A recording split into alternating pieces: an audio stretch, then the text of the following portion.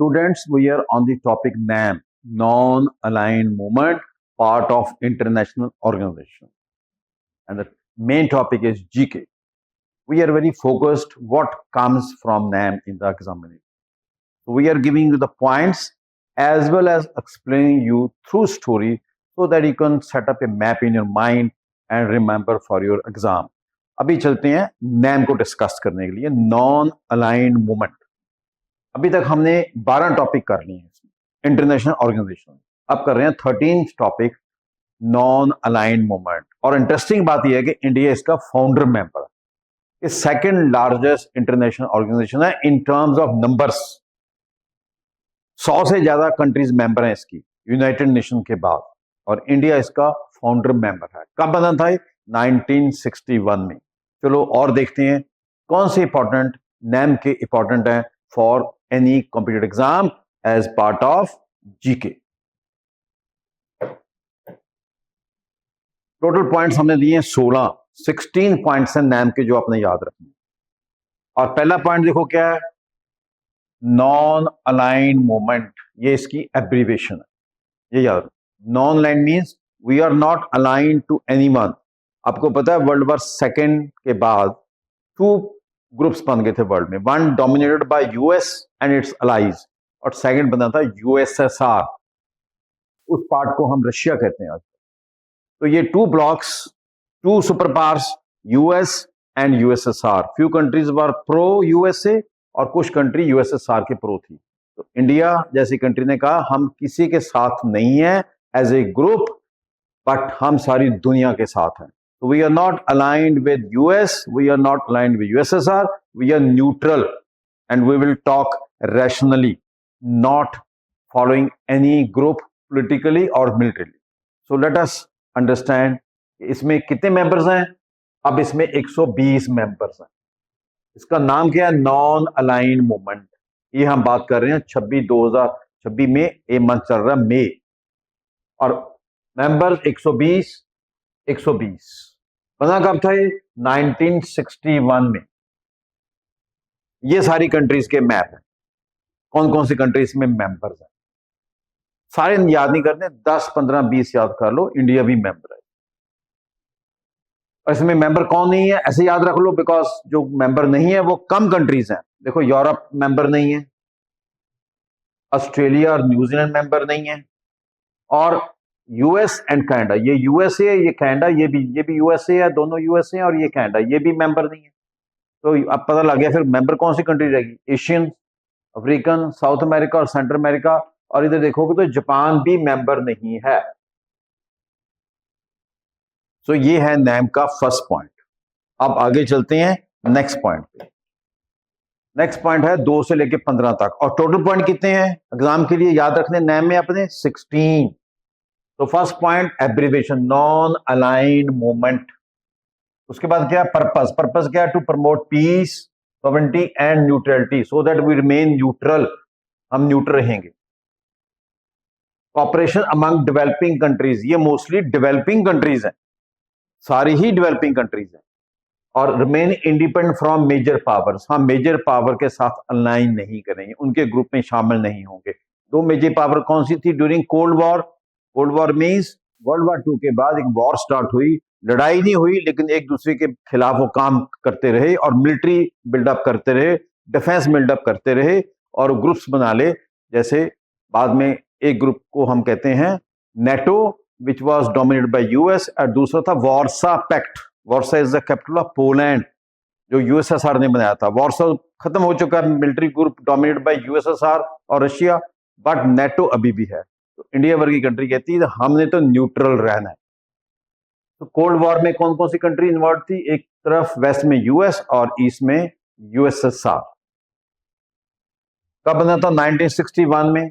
Founding leaders कौन से थे? Very interesting. Founding leaders India का पंडित जवाहरलाल नेहरू, इंडिया से। मार्शल टीटो, युगोस्लाविया से। युगोस्लाविया अब कंट्री नहीं रही, उसकी ब्रेक होगी, टूट गया है, वो बताएंगे आप। युगोस्लाविया से। और देन है इजिप्ट से नासर, गमाल नासर। ये 3 फिर दोबारा India, Nehru, Marshal Tito Yugoslavia और Nasser from Egypt.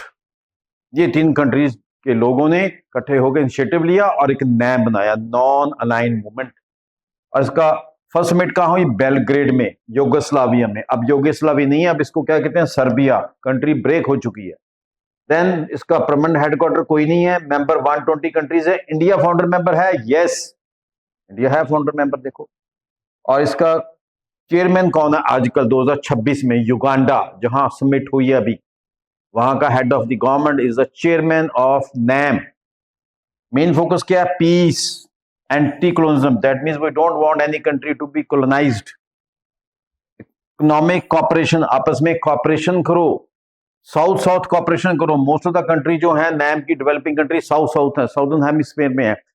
So we call them that they should cooperate among themselves and development में हेल्प करो एक दूसरी। तो ये पॉइंट है इस पेज में इंपॉर्टेंट। सो इस पॉइंट्स को पढ़ो बार बार, और इस पॉइंट से ही नैम के क्वेश्चन आते हैं पेपर में।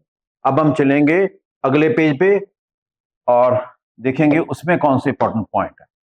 अगले पेज में पॉइंट नंबर 11 में क्या है? Major member India, Egypt, Indonesia, South Africa, Iran and so on.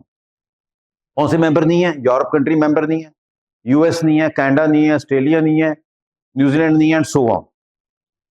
Importance क्या है? लार्जेस्ट ग्रुप ऑफ स्टेट्स है आफ्टर यूनाइटेड नेशंस, क्योंकि 120 मेंबर है इसमें। और पर्पस क्या है कि ना हम यूएसए के साथ हैं मिलिट्रीली, ना हम आइडियोलॉजी करते हैं यूएसए के साथ और रशिया के साथ, हम तो न्यूट्रल है, नॉन अलाइंड। फेमस प्रिंसिपल क्या है? Panchsheel principle. Panchsheel 5 principles of peace जो हमने चाइना के साथ एग्रीमेंट किया था, उसी पे बेस्ड है। Panchsheel means 5 principles of piece. Non aligned policy, that means हम किसी के साथ नहीं हैं, हम न्यूट्रल हैं। देन लास्ट समिट कहां हुई है? 19 समिट कहां हुई है? युगांडा की कैपिटल कंपाला में 2024 को। तो ये पॉइंट है इन दोनों पेजों पे 2 से लेके 15 तक। अभी तक हमने 15 पॉइंट्स कर चुके हैं, अब हम 16 पॉइंट देखते हैं कौन सा इंपॉर्टेंट है फॉर नैम। अब हम है पेज नंबर 4 पे। पेज नंबर 4 पे क्या है? 16 पॉइंट है और हमारे पास टोटल भी 16 था, ये 16 पॉइंट है।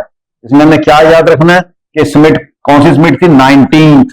कहां हुई? कंपाला में, capital of Uganda, African country है। कब हुई? डेट याद करने की लोड़ नहीं, साल पता होना चाहिए, 2024। और Uganda is the chair, Uganda is the chairman. Any person who is heading the Ugandan government is the chairman of NAM, non aligned movement. फिर क्या याद है? समिट 19 थी, कंपाला में हुई, युगांडा की कैपिटल, अफ्रीका में। कब हुई? साल याद रखो सिर्फ।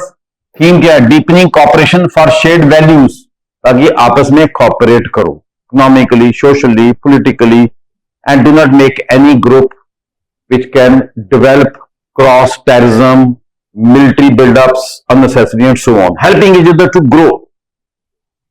देन शेयर कंट्री कौन सी? युगांडा। और मेंबर कितने हैं? 120। और 2024 में क्या किया गया डिस्कस? गाजा की problem. Gaza is a place in Israel and there is a conflict going on, उसको कंडेम किया। देन क्लाइमेट चेंज पे काम करो, फूड सिक्योरिटी पे काम करो। Then strengthening of global South cooperation, जो ग्लोबल साउथ कंट्रीज हैं, सो सर्दर्न हेमिस्फीयर में developing African, Asian, South Asia, Pacific countries, उनको help to grow. Then multipolar world, very important, multipolar, that means world में एक या दो power ना हो, मल्टीपोलर हो, हर कंट्री इंपॉर्टेंट है, not concentrating power on US और रशिया और Europe. Then economic and technical collaboration among the developing country में आपस में कॉपरेशन हो।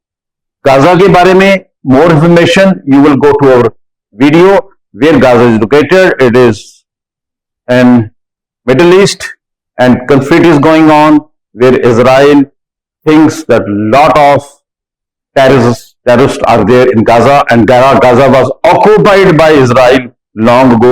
We will discuss separately so that you can understand what is Gaza conflict. So students, ये 16 point रखो याद, और ये 16 पॉइंट से आप मैम का क्वेश्चन पेपर में अटेम्प्ट कर पाएंगे।